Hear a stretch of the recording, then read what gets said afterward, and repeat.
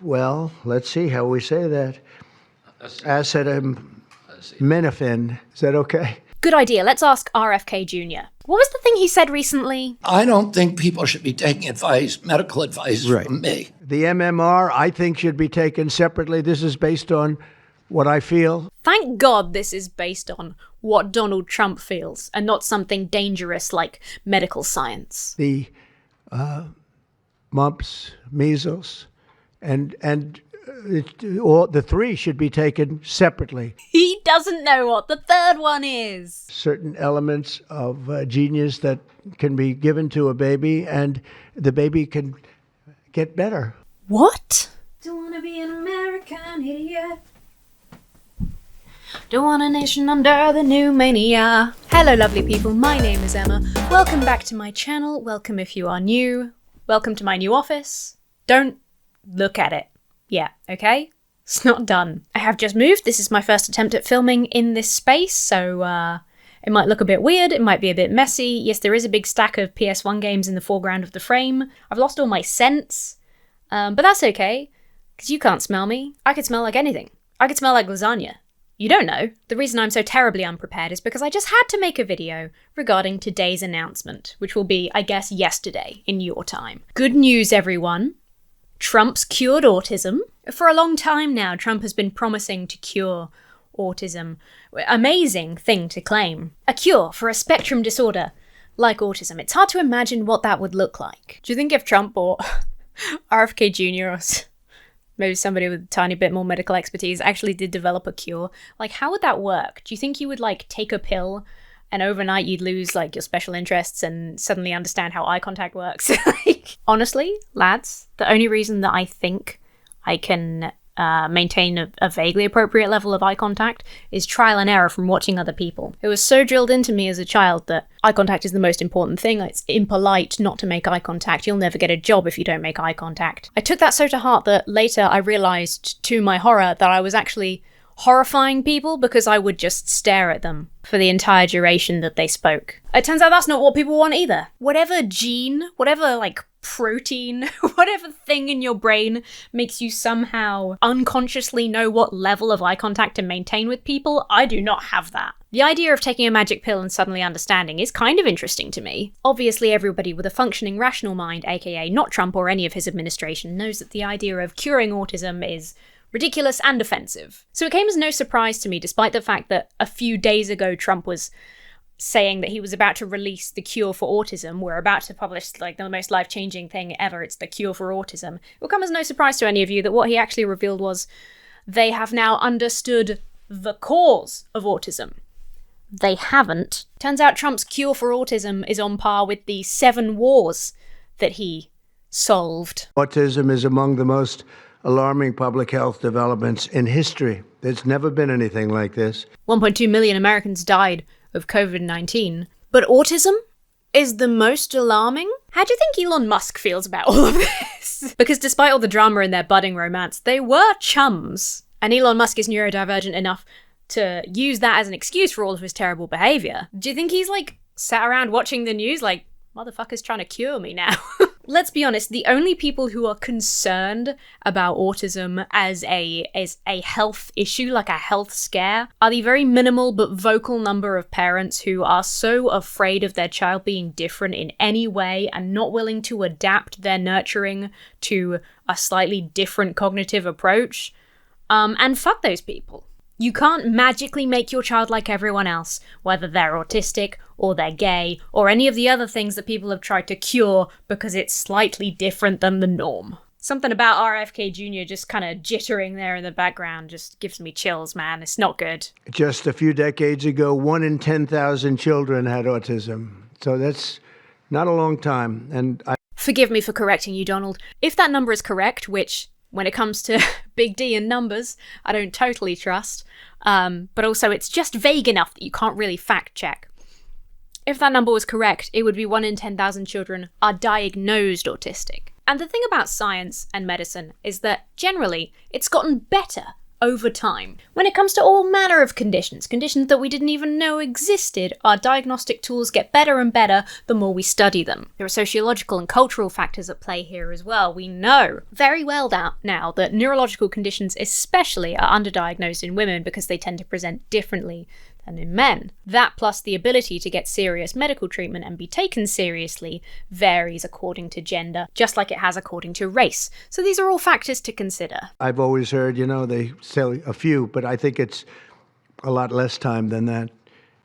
It used to be 1 in 20,000, then 1 in 10,000. We should introduce a new rule to news coverage, where as soon as Donald Trump starts saying numbers, the cameras switch off. We know for a fact that he just makes them up. Trump's never said a correct number in his life. Trump was reducing the price of eggs by 1,500%. That's probably 18 years ago.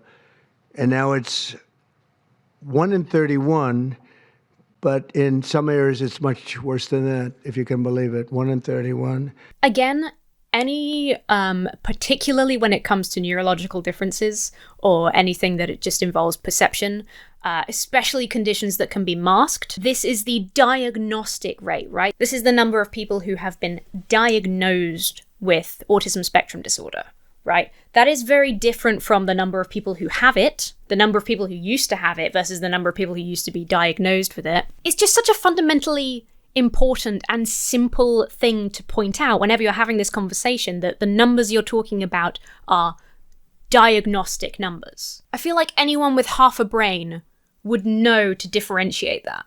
I think Trump probably has about, they're saying it's like 1/18 of a brain. I think it's probably like 1/25 of a brain, actually. And I gave numbers yesterday. For boys, it's 1 in 12. I was told that's in California, where they have for some reason, a more severe problem.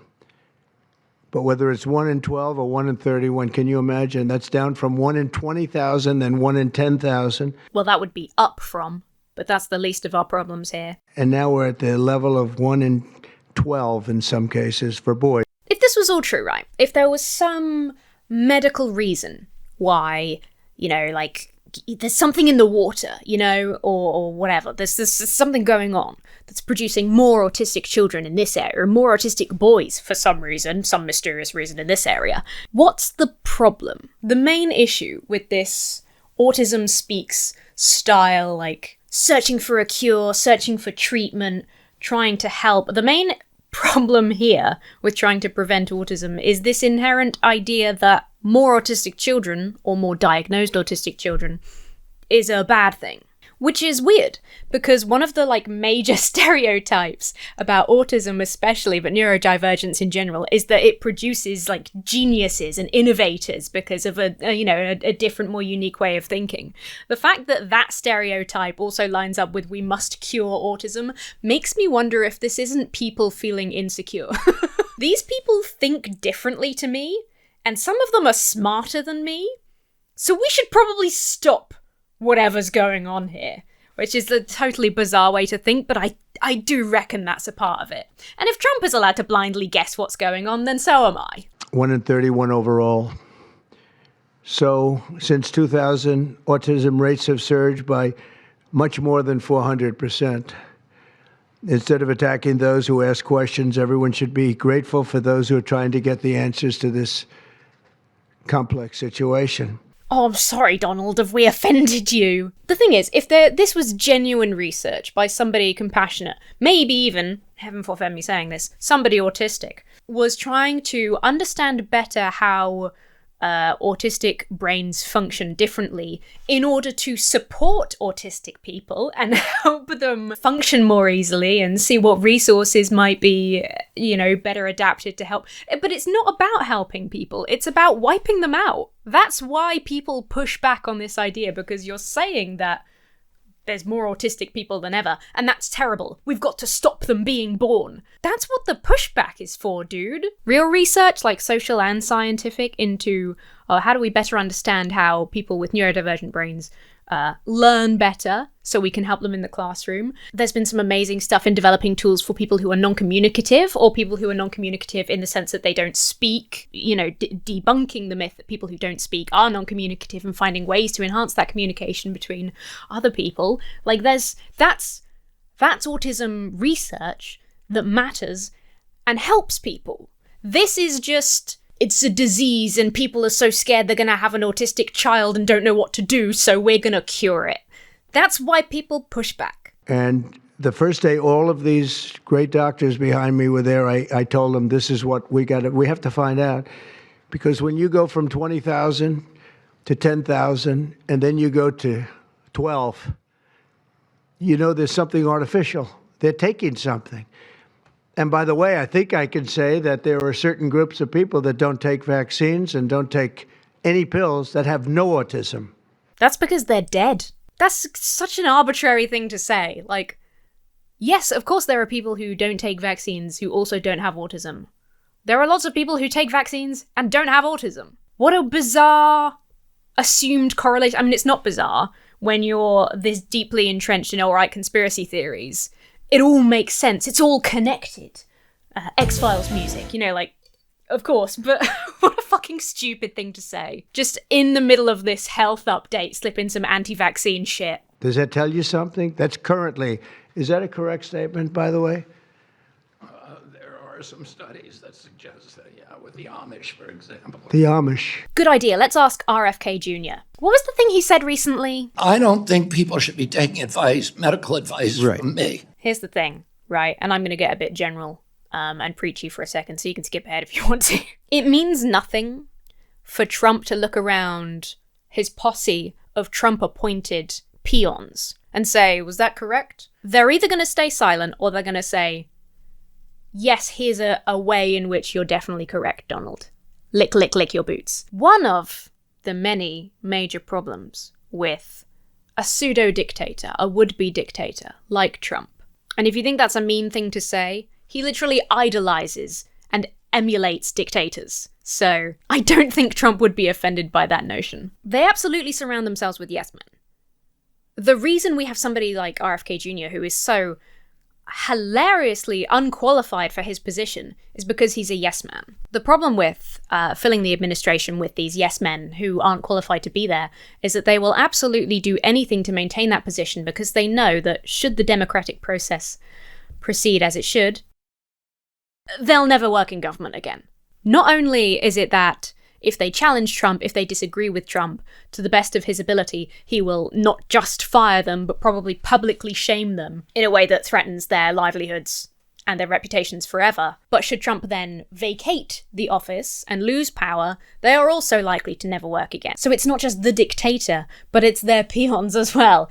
It's in their interest to yes man everything he says, however ludicrous the lie, however hilarious the bullshit. They will always say, yes, you're right, and do everything they can to keep him in power, because that's the only way they maintain their wealth and power, because some people care more about being rich and powerful than they do the health and well-being and life of the people that they're supposed to serve. Regardless of all that, RFK Jr. literally told us not to trust him for medical advice, so we can disregard everything he says too. Yeah, virtually, I heard none. See, Bobby wants to be very careful with what he says, and he should, but I'm not so careful with what I say. We know. You have certain groups, the Amish as an example, they have essentially no autism. I have many questions about this. How big is the Amish population in the US compared with the non-Amish population? Do they regularly see non-Amish doctors and medical practitioners, especially for like non-physical conditions? It's not like either of these guys will have any more actual details that we can investigate, so let's just move on. First, effective immediately, the FDA will be notifying physicians that the use of well, let's see how we say that. Acetaminophen.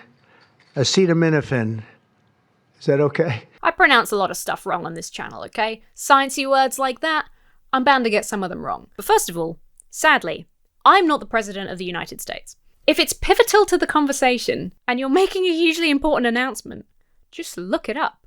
I looked it up to check that he was getting it right in the end. This is just like the graph thing with all new numbers. Somebody just hands him a piece of paper and he's never seen the information on it before, and he just talks about it as if he has any fucking clue. Acetaminophen, by the way, is just paracetamol. Americans might know it better by the brand Tylenol, because you guys use brand names for a lot of words. We do for some as well. I still say Hoover. I don't know who the last person who used a Hoover was. Anyway, paracetamol, aka Panadol, Tylenol, something like that. Tylenol. Basically, commonly known as Tylenol, during pregnancy can be associated with a very increased risk of autism. Oh no, a very increased risk of autism. So taking Tylenol is not good. All right, I'll say it. It's not good. For the first time ever, I really hope the big pharma company that owns Tylenol sues the fuck out of Trump for this. You got the President of the United States telling everyone not to take one of the most, prolific over-the-counter pain relief medications ever. I mean, that's bad for business, right? That's huge lawsuit stuff. And because it's Trump who said it, and because it's ridiculous, even if you're talking about a giant pharmaceutical company, you should still tell the truth and be legally liable when you don't. God, I hope they sue him for huge, huge bucks. For this reason, they are strongly recommending that women limit Tylenol use during pregnancy unless medically necessary. That's, for instance, in cases of extremely high fever, that you feel you can't tough it out, you can't do it. I guess there's that. Can't tough it out. Extremely high fever can be deadly. You should never tough out an extreme... I don't know if this needs to be said to anyone watching my videos, but you should never try to tough out an extremely high fever. You're going to start to lose brain cells. You might die. Just unbelievably dangerous things for the president of... It's probably fair to say the most important, most influential country in the entire world to be saying to international news, if you really can't tough out your extremely high fever, then I guess you can take Tylenol, but it might make your baby autistic. Just how can a person be allowed to say that legally and keep being the president? The system is so fucking broken. It's a small number of cases, I think. But if you can't tough it out, if you can't do it, that's what you're going to have to do. You'll take a Tylenol, but it'll be very sparingly. It can be something that's very dangerous to the woman's health. In other words, a fever that's very, very dangerous, and ideally a doctor's decision, because I think you shouldn't take it. And you shouldn't take it during the entire pregnancy. They may tell you that toward the end of the pregnancy, you shouldn't take it during the entire. And you shouldn't give the child the Tylenol every time he's born and he goes and has a shot. You shouldn't give a Tylenol to that child. Well, hold on. After they're born? I thought the thing that you discovered was that paracetamol taken during pregnancy can cause autism. If it's likely to affect the kid when they're already born, then shouldn't this not be about mothers at all? Shouldn't this be everyone shouldn't take Tylenol? All pregnant women should talk to their doctors for more information about limiting the use of this medication while pregnant. So ideally, you don't take it at all. But if you can't tough it out, if there's a problem, you're going to end up doing it. What an incredibly useful statement. If you can't tough it out, which is your fault, okay, so you have an extremely high fever, but if you were strong enough, you'd tough it out. If you can't tough it out, or there's a problem, you're going to have to take it. Even if people believe him on this paracetamol autism thing, that's not helpful and frightening. Because now they're thinking, oh great, I might have to take this thing that I'm now scared of. Brilliant. Take it over 5 times or 4 times, but you take it in smaller doses and you spread it out over a period of years. And they pump so much stuff into those beautiful little babies, it's a disgrace. Just to clarify, Trump, are these beautiful little babies 11 years old? I think it's very bad.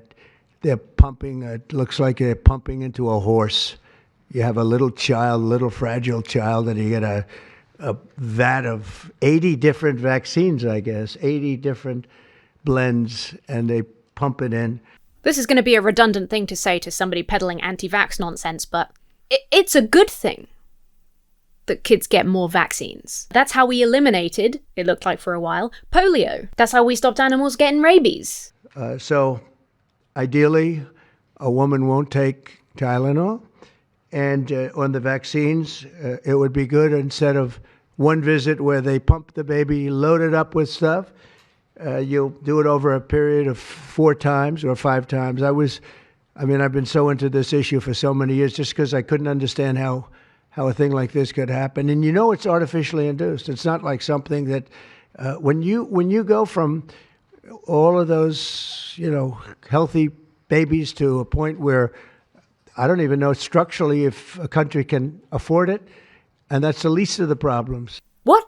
It's like I can't pass what conspiracy he's trying to peddle because he doesn't even finish each thought before the next sentence starts. Okay, I'm going to make a spurious medical claim based on no expertise, because it seems like that's fine to do. This man is not, in my opinion, medically fit to be president of the free world. Families destroyed over this is just so terrible. I also, and we've already done this, we want no mercury in the vaccine. We want no aluminum in the vaccine. The MMR, I think, should be taken separately. This is based on what I feel, the mumps, measles, and all the 3 should be taken separately. He doesn't know what the third one is. Thank God this is based on what Donald Trump feels, and not something dangerous like medical science. MMR is measles, mumps, and rubella, Donald. And it seems to be that when you mix them, there could be a problem. So there's no downside in taking them separately. In fact, they think it's better, so let it be separate. Okay, when you mix them, something maybe happens. So there's no downside in doing it. It's not like, if you do it, bad things. No, it's only good side, and it may not have that much of an impact. It's not like, it's only bad things. It's only good side. President Bot shutting down. But it may have a big impact. So let those be taken separately. And then hepatitis B is sexually transmitted. There's no reason to give a baby that's almost just born hepatitis B. So I would say wait till the baby is 12 years old. Hep B can be transmitted from an infected mother to the child during birth. Babies that are infected at birth have a really high risk, 9 out of 10, of developing a chronic infection. Those are the reasons that shot is given at birth. You fucking idiot. And formed and take hepatitis B. And I think if you do those things, it's going to be a whole different, it's going to be a revolution in a positive sense in the country. The FDA will be updating the label of an existing drug to reflect potential benefits in reducing some autism symptoms. This gives hope to the many parents with autistic children that it may be possible to improve their lives. That's one of the things that I'm very, very happy about. I told you it's all about the parents. It's all about the parents who are scared of their kid being different. No one gives a fuck. Trump, his administration, anti-vax, autism cures people, they don't give a shit about autistic children. They care about the parents having to deal with children who are different. There are plenty of neurotypical children who are little shits. It's not going to solve your parenting problems magically if you can find a cure for autism. This was mostly going to be on how not to have the child affected, but we've learned some pretty good things about certain elements of genius that can be given to a baby, and the baby can get better. What? So good news for parents of autistic children. It turns out there are elements of genius that can be given to a child, and then they can get better. There's not something inherently cringy about Trump turning around to mummy and daddy to be like, did I get that right? Bobby? Was that good? Uh-huh. And in some cases, maybe substantially better. Not going to be easy, but be a lot easier if it didn't happen in the first place, as these great parents fully understand, right? They fully understand. I feel so terribly I have so many friends with autistic children. It's a tough situation. Zen calm. It's okay to acknowledge that parenting, in general, can be a tough situation. Like I just said, some neurotypical kids can be very difficult to handle.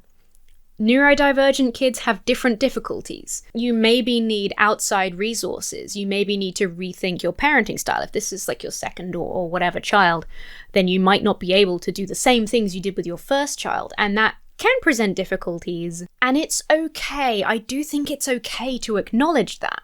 To acknowledge that my child and I communicate in radically different ways, and it's making understanding them a challenge that is a bit emotionally draining. I think that's totally fine, and you should be able to talk about that, and you should be able to talk to other parents in the same situation about that to feel better. I completely get it. But this is 100% parent focused.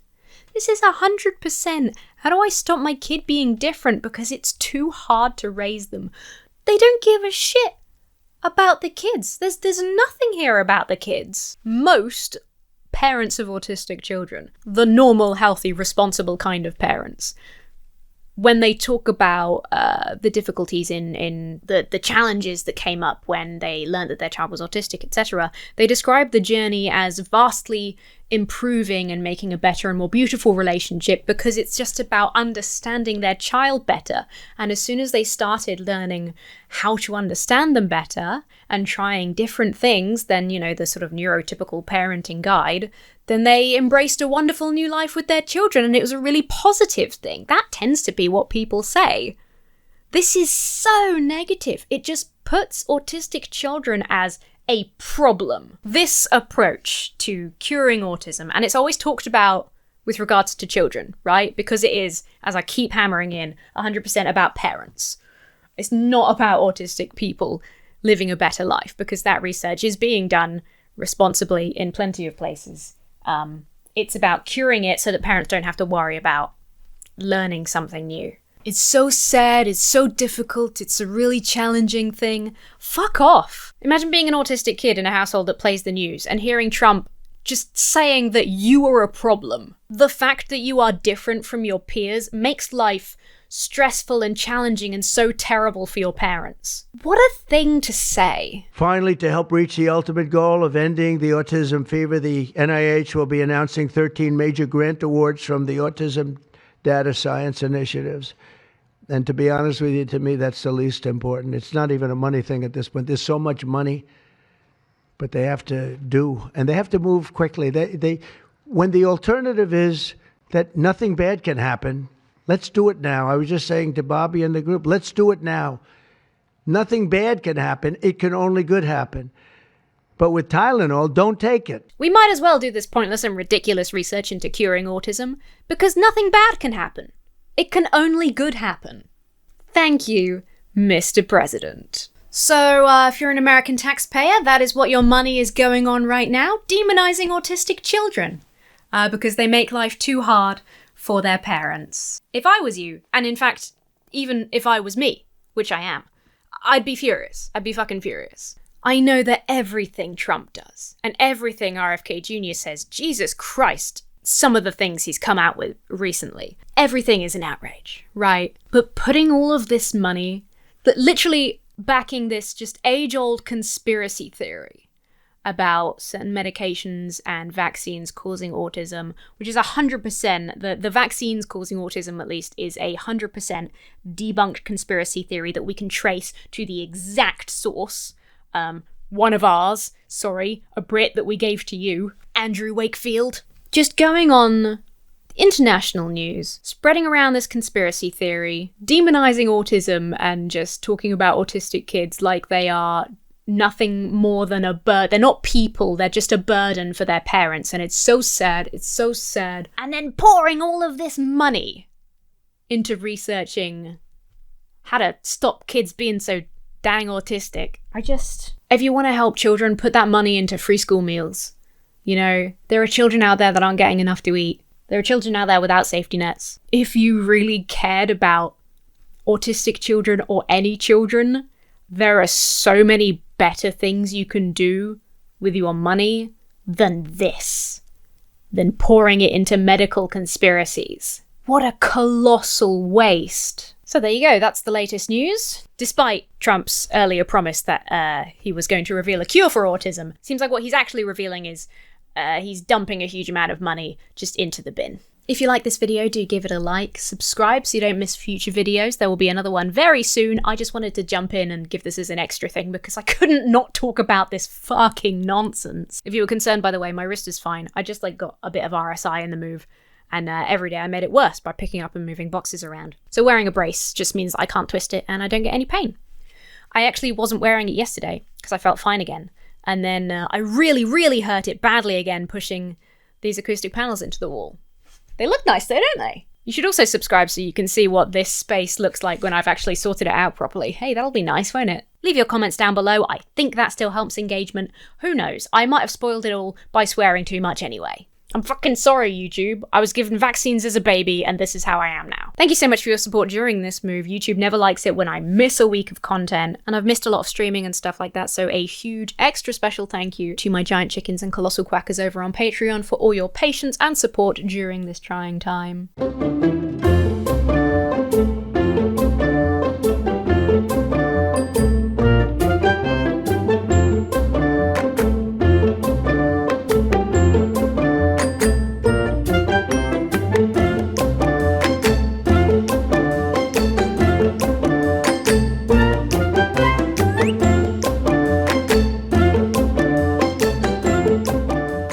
Most importantly, have yourselves a lovely rest of your week, and I will see you very soon.